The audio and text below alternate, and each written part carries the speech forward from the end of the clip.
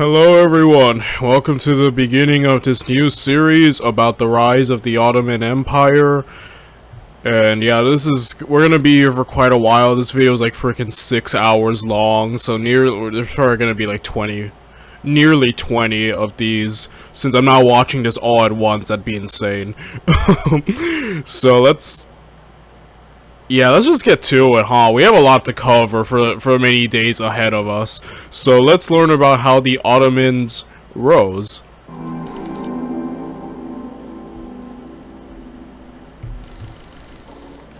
Even the largest of empires start from the humblest of origins. Such was the case for the Ottomans, who began as the lowly vassals of the Seljuk Sultanate of Rum on the edge of the Turkic world. In this video, we will describe the rise of this lowly beylik as it fought its way to becoming one of the largest empires in history. We will talk about the origins of the House of Osman, its early wars with the Eastern Roman Empire, and all the main battles, from Kosovo in 1389, which established the Ottomans as a preeminent power in the Balkans for centuries, to the battles with other Turkic beyliks for the supremacy over Anatolia, to the back-breaking defeat to Timur at Ankara in 1402, to the number of crusades defeated by the sultans at Nicopolis and Varna, to the siege of Constantinople that ended the Roman Empire and propelled the Ottomans to an even higher status in 1453, and all in between. So sit back and enjoy. Okay, we got so much to cover. I'm actually really hyped, to finally learn. And we're no strangers to the Ottomans on this channel. We've seen the Ottomans appear a lot, like with Mikhail the Brave, and we've seen a lot of the Ottomans pop up, but though this is the first time we're actually going to be learning more in depth about them and exactly how they rose, because usually we're more familiar with the Ottomans when they're declining or already kind of at the peak of their power. So this will be cool, and we got more crusades to see, so that's going to be awesome. And yeah, we're gonna watch Rome die. That's interesting. So yeah. And don't forget to like, comment and share to grace our work with the favor of the algorithm. This video is sponsored by our youth. For centuries, the hilly mountain ranges of Anatolia had been the breeding grounds of major civilizations and an integral part of many major empires from world history, like the Hittites, Lydians, Achaemenids, and Alexander the Great's Macedonian Empire. From the 2nd century BC to the 11th century AD, Anatolia, with its rich natural resources and major urban centers, came under the domination of the Roman Empire and later its medieval Byzantine successor. Yeah, Anatolia, I have been really interested as of late, like kind of beginning with the Muslim expansion series about this area, because so much of it really has been a place where so many kingdoms and empires have kind of held on to, and this kind of was one of the last major places Rome held before it died. And then there's just so much to Anatolia that I really like learning about. Like we've kind of been moving more around here-ish, I've noticed in these series as we've gone on. But it really is such a place where so much has freaking happened, And as we know, the Ottomans, I believe, have a huge base building up here, so I feel like we're about to see a lot more of Anatolia as well, which makes me really happy, because I am starting to learn more about it, and I don't know, I just find it such a historically rich area where so much happened. Over the centuries, the peninsula also served as a natural fortress for the Romans in their wars against the Sassanids and the various Islamic caliphates of the Middle Ages. However, the Roman hold on Anatolia would decline in the aftermath of the Battle of Manzikert in 1071, which would see the great Seljuks under their leader, Alparslan, conquer most of the peninsula in a swift military campaign. Ooh. What followed was a great migration of Turkic peoples into Anatolia, thus forever intertwining the histories of these people with the lands in which they now settled. Within a century after Manzikert, the great Seljuk Empire would crumble from within after years of decentralization and mismanagement. In Anatolia, a new rump state, the Sultanate of Rum, would continue to carry the Seljuk legacy in the region, with its rulers styling. Yeah, Sultan means literally the Sultanate of Rome. Have to give it, Rome held on for such a long time, it's kind of insane. Themselves the successors of the once powerful Seljuk Empire. During the course of the 12th century, the Sultanate of Rome would find itself at the forefront of European Crusader armies, and a resurgent Byzantine Empire under the Komneni dynasty, which would result in the Sultanate losing its military and political influence within the western regions of the Anatolian peninsula. However, with the Latin Knights crippling their ostensible Byzantine allies at the sack of Constantinople in Yeah, it is hilarious just how hard. We covered the Fourth Crusade series on this channel by Kings and Generals. Feel free to check that out. But yeah, the way the freaking Europe crippled Rome is insane. It's hilarious. And yeah, kind of pushed Rome to its deathbed in a sense. Like, Rome was already declining, don't get me wrong, but I feel like what the Christians did to the Byzantine Empire, essentially killing it before it has to reform, kind of crippled it until its very end. You know, it definitely hastened the death of Rome in a sense. So yeah, that series was insane though. Like, it was cool seeing just how much Rome keeps trying to hold on for dear life. Like, they're dying, but they are holding on for dear freaking life, and I feel like this series is gonna be seeing more of that. So yeah. In 1204, and a new Mongol threat to the east preoccupying the many Islamic states of the Iranian plateau, the Sultanate of Rome was afforded a period of peace from its hostile neighbors. During the reign of Kekubad I, the Sultanate of Rome. That's also something else about ruling frickin' Anatolia. Like, you're kind of surrounded all the time. You know, like, I noticed that in history, like, whoever has hold of Anatolia and whose main station there is, you're surrounded on multiple fronts, you know?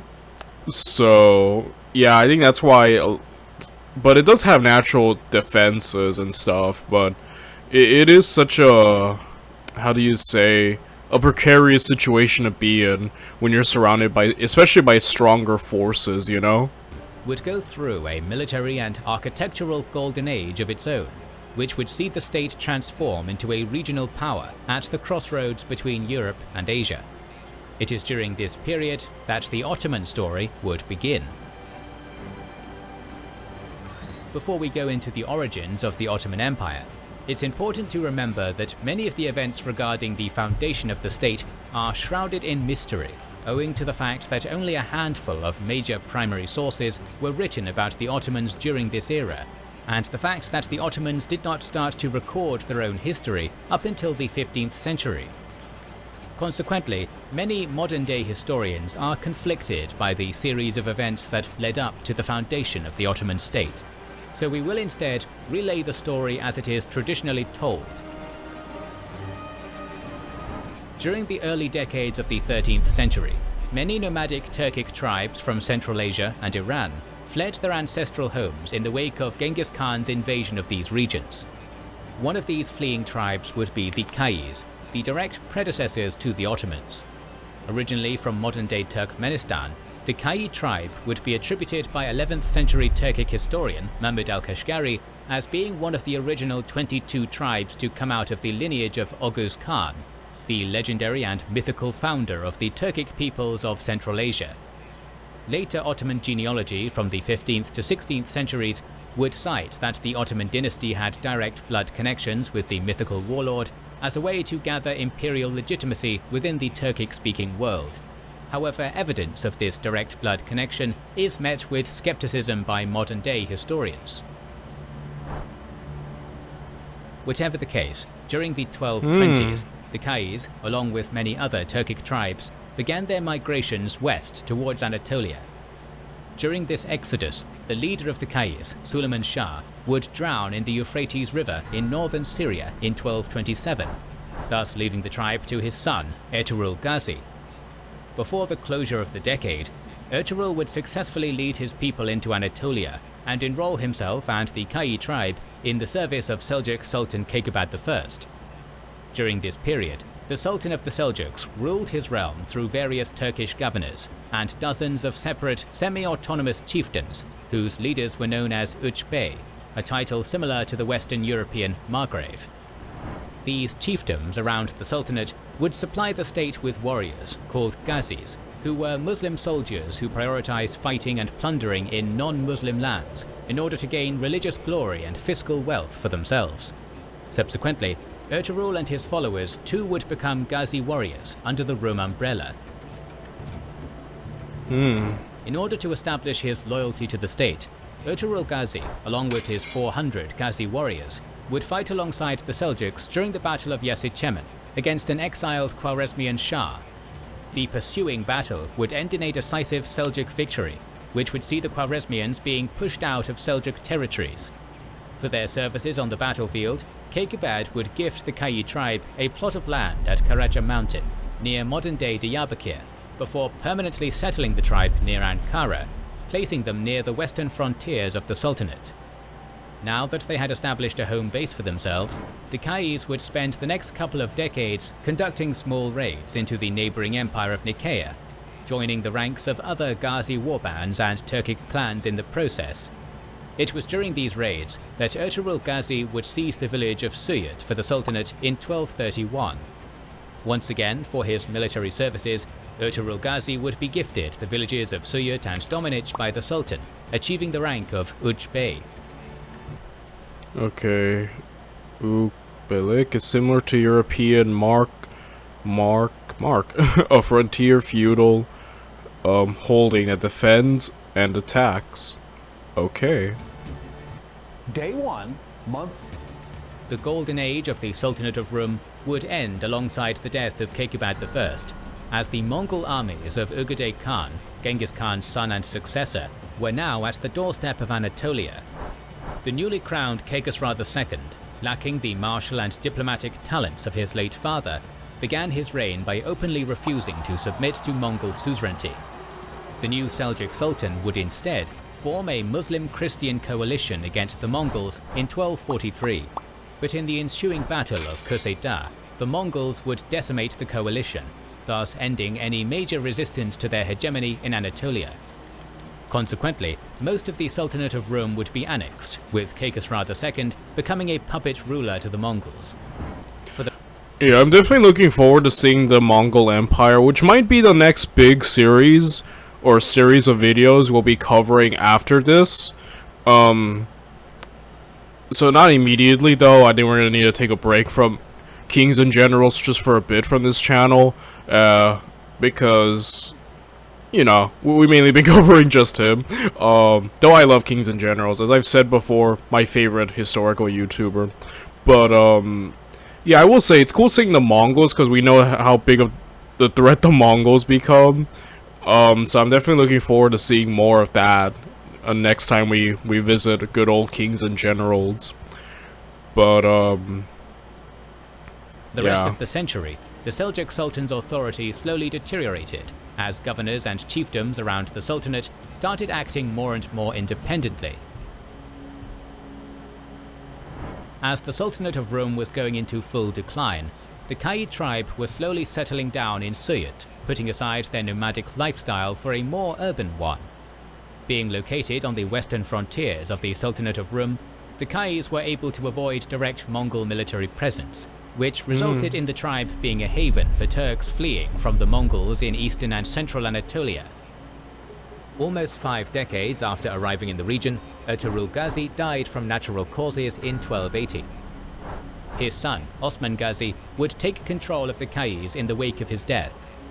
By the time of yeah, I'm getting it's cool to see, because I think a bit from the beginning that Osman's gonna kind of be the guy who we follow just for a bit, as we see the rise of the Ottoman Turks. So this is basically all this is just background, but it's gonna be cool to see just the really humble beginnings of the Ottomans here in Anatolia, and just seeing how they explode on the scene. Because, like I said, we covered a lot about the Ottomans' incursions into, like, Wallachia and stuff like that around here, deeper into Europe. Though, I'll say though, I could have sworn, and this is completely wrong by the way, I know, but I thought the Ottomans had started somewhere else, before going into Anatolia, but seeing that it was more born here is all completely new to me. I always thought they probably were a bit more eastward, and then it expanded into here. So this has already been quite the learning lesson to me, and from this humble tribe that was strategically placed in a better position because the Mongols were, you know, going wild. And yeah, we have a newly restored Rome, though much weaker than before. Osman, the Byzantine Empire had retaken Constantinople from the Latins, and the Mongol Empire had been divided into 4 separate states. However, the Sultanate of Rum continued to be a puppet state to the Mongol successor state of the Ilkhanate. Due to its physical location, the Kayi tribe during this time period had ongoing relations with the various semi-autonomous Byzantine governors of Bithynia, commonly known as Tekfurs. For one reason or another, during the beginnings of the 1280s, tensions between the Byzantine Tekfur of Inigol and Osman Gazi would erupt into a full-on war, which would see the latter defeating the former in a small skirmish near the village of Hamza Bey. In the wake of their triumph, the Kayis would then capture their first fortified castle at Kalachahisar in 1285 during a surprise night raid, which would give Osman Gazi a base of operations to conduct future campaigns into Byzantine lands. In 1288, the Tekfurs of Inigul and Karachahisar would once again try to prevent Osman Gazi from expanding his reach in the region. However, the ensuing Battle of Ikizce would once again prove disastrous for the Byzantines, allowing Osman to capture the fortified castle of Karachahisar after a lengthy siege.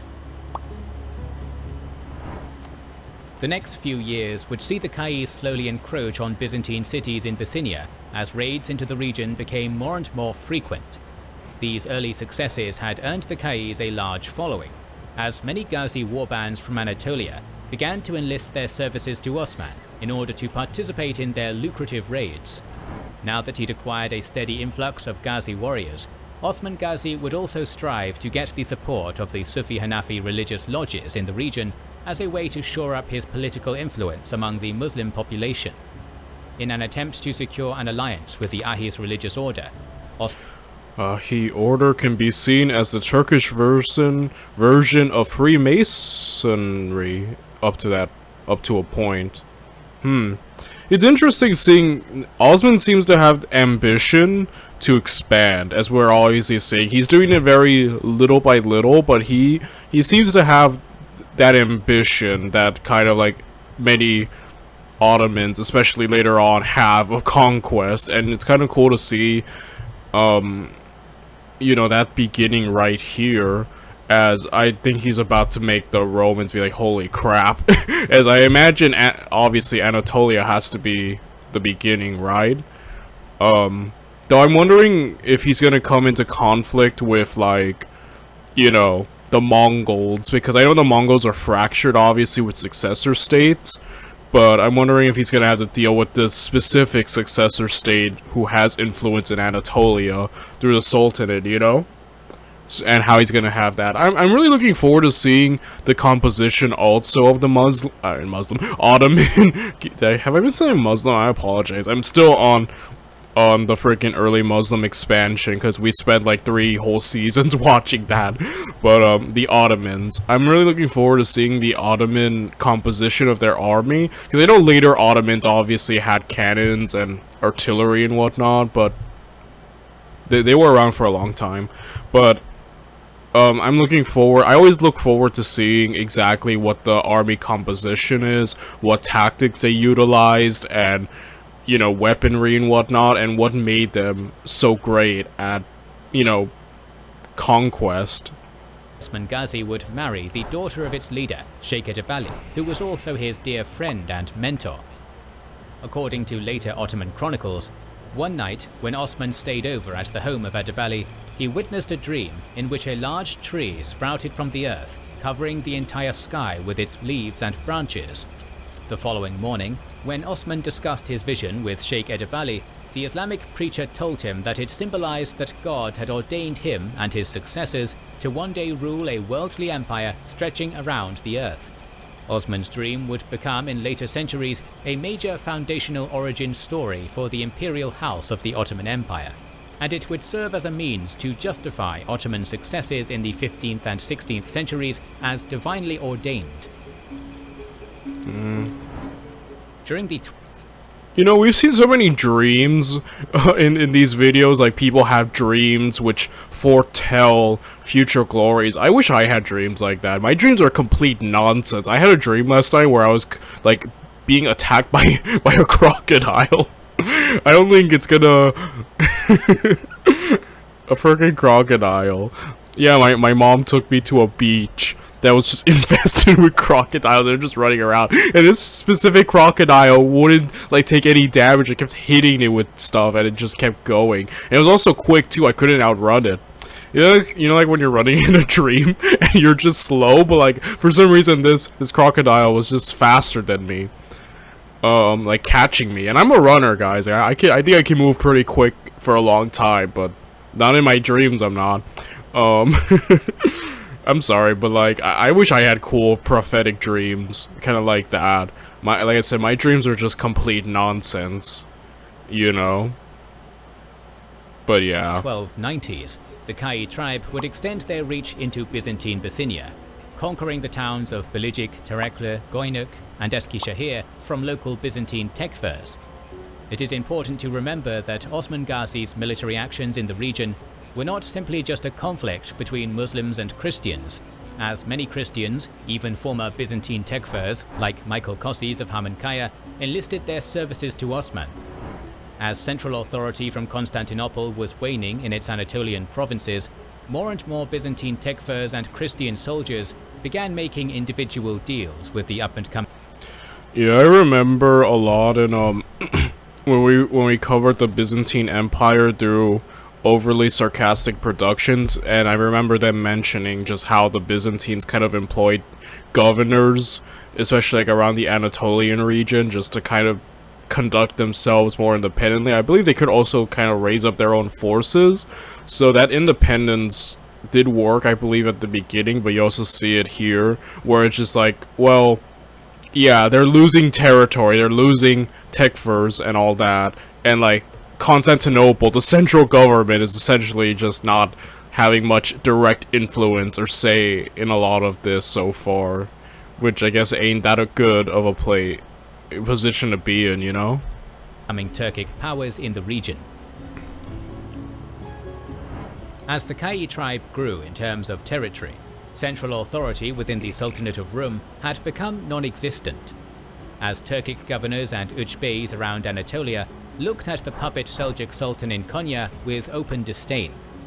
By the end of the century, these Anatolian elites began looking for any opportunities to break their ties with the capital in order to release themselves from Mongol suzerainty.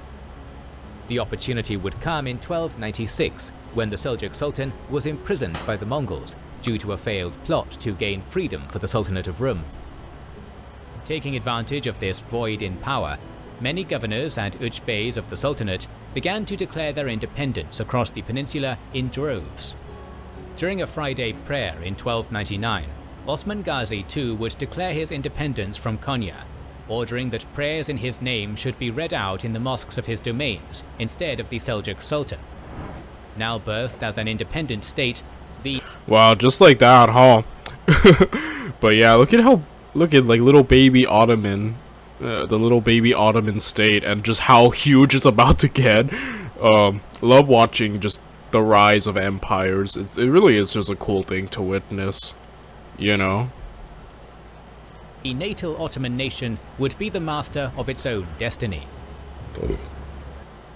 I'm Sarah, one of the survivors. For Osman Gazi, the beginning of independence meant the beginning of grander ambitions, and in 1301 he would call for a military campaign to strike deep into Byzantine Bithynia. In a swift military campaign, Ottoman forces were successful in capturing the towns of Köprühisar, Inigul and Yenişehir.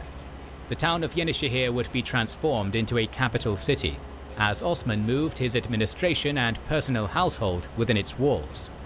It was also during this period that Muslim families and the families of Ghazi soldiers began to move into the recently conquered urban centers of Bithynia, thus leaving behind their ancestral nomadic roots in the process.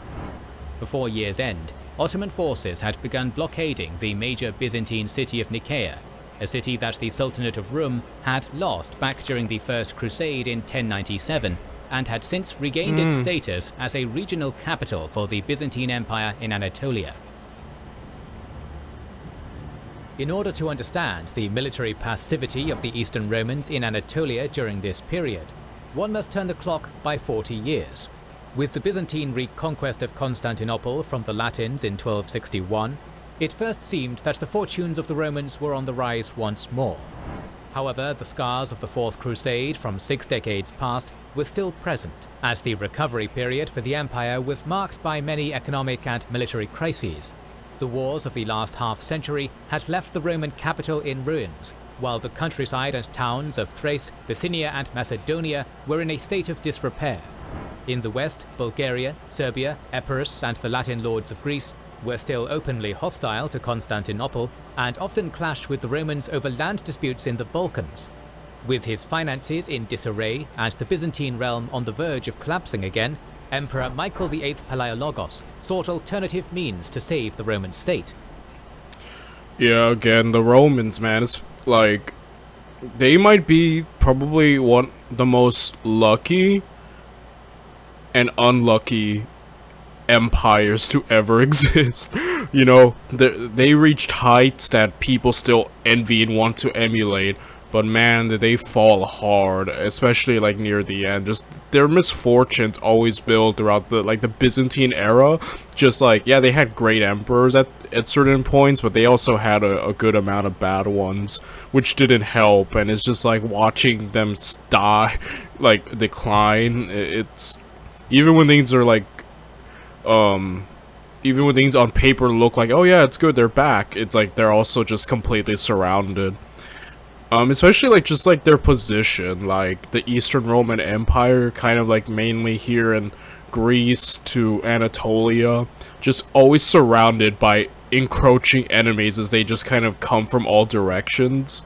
And yeah, it's just a very unlucky but also lucky group of people. Like the Rome has been both.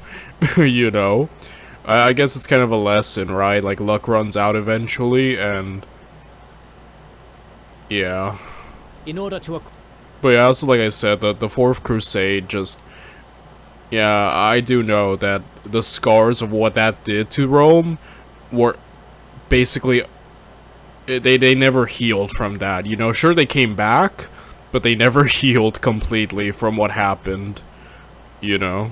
Require much needed military and economic assistance from the Western Catholic powers of Europe, the ruler of the Romans submitted to the supremacy of the Pope during the Second Council of Lyon, much to the chagrin of the Orthodox clergy and ordinary citizens of Constantinople. However, by the reign of Michael's eldest son and successor, Andronikos II Palaiologos, the policy of the church union with Rome had failed to bear any significant economic and military results, and was thus reversed. As a result of the dire situation he faced, and looking at other avenues of gaining income, Andronikos disbanded the imperial fleet, raised overall taxes around the empire, and lessened tax exemptions for his nobility. The official currency of the empire was also debased during this period, as the gold contents of Roman coins fell from 18 carats during the beginning of the century to 12 carats by the 1290s. Although the Byzantine economy recovered somewhat, as in the year 1321, the state had raised over 1 million golden hyperperon, it had come at a high cost in other matters of state. The disbandment of the domestic fleet would leave the Byzantine realm at the mercy of the naval powers of the Italian merchant republics of Venice and Genoa. Also, due to Andronikos' new cost-cutting policies, a significant number of discharged sailors, underpaid military men, and overtaxed citizenry began distancing themselves from the central government in Constantinople. Many of these disenchanted parts of Byzantine society would instead find new patrons and homes in the Turkic Beyliks of Anatolia, as imperial presence in the region slowly declined by the end of the 13th century. On top of all these economic developments, Roman Anatolia had always felt distant from their Palaiologi overlords, as the citizens of the local region remembered a time when the Laskarids of Nicaea tended to their needs in person against the ravaging powers of the Latins and the Turks. Largely, they saw the Palaiologi as uninterested rulers far off in Constantinople, and coupled with the Arsenite schism and the unpopular blinding of the last Laskarid emperor, Roman Anatolia began slowly drifting away from imperial rule. However, the actual destabilization... Yeah, that makes so much sense. So much is going wrong. And yeah, like, even when they're trying to do something good, like, you know, get the economy back and going, you upset people, right? Like, man. Yeah, this series is just gonna be me seeing the Ottomans rise and Rome just die, you know? Which is gonna be very, just an interesting, very awesome, but also tragic series of events that are about to unfold, right? Of Anatolia occurred in the late 1280s, when various independent Turkic actors had begun freely conducting military operations in Roman lands without any jurisdiction from Konya. For the last 200 years, the Seljuk Sultans of Konya had maintained formal diplomatic ties with Constantinople, which saw them reining in their local governors and Uch Beys from conducting rogue operations against their Roman neighbors. During this period of diplomatic relations, official treaties of peace and various trade agreements between the two states were signed, as both sides understood they had to play the game of geopolitics for their survival and well-being. However, this would all change by the 13th century, as central authority had eroded in Konya, which saw many newly independent Turkic figures, like Osman, begin conducting major raiding operations into Roman lands in western Anatolia. Not beholden to the many political and economic treaties of Konya and Constantinople, and free from the rules of geopolitics, these insignificant actors began taking advantage of Seljuk and Byzantine stagnation as a means to seize new independent bases of power for themselves in the local region. In spite of these developments, such advances were halted during the highly successful Byzantine governorships of Alexios Philanthropinos and John Tarkaniotis, which saw the pair defeat a number of Turkic armies in western Anatolia during the 1290s. But with the revolt and blinding of Philanthropinos, and the majority of troops being relocated to Europe. Okay, Filipinos revolted against Constantinople over imperial neglect of Anatolia, but was betrayed by his own soldiers in a scheme and blinded. To deal with a new war against Bulgaria, Byzantine Anatolia was left to deal with the ongoing Turkic crisis by itself.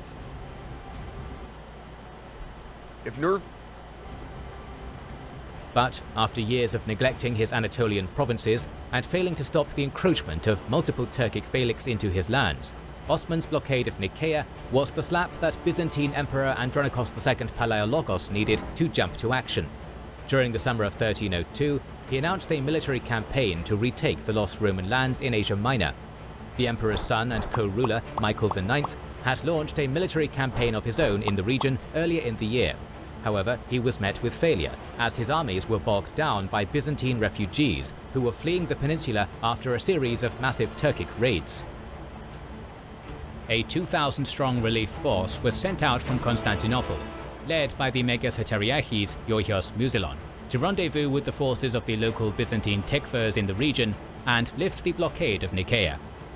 Being dropped off at the coastal town of Yalova, the relief force would proceed to march down south towards the Byzantine city of Prusa, modern-day Bursa, where local Byzantine forces of the region were grouping up. However, being made aware of a sizable Christian army in the region by his scouts, Osman Gazi and his 5,000 men were able to swiftly intercept the Byzantine relief army near the village of Koyunhisar. On the 27th of July... Okay, we are finally have arrived to the first battle of the series, and I'm really glad because, you know, usually first part of these series is always to establish the, you know, geographical, political situations of the major players. So it's cool to see just how the Ottomans were a part of a group of many Turkish well, groups, who basically all chose to be independent and just kind of like, you know, take what they could from the stagnating Romans and the Sultanate, right? And, yeah, Osman seems to be going more westward, though, so far, in terms of just, since the beginning, even before independence, he was already basically taking stuff from the Byzantines. So, definitely,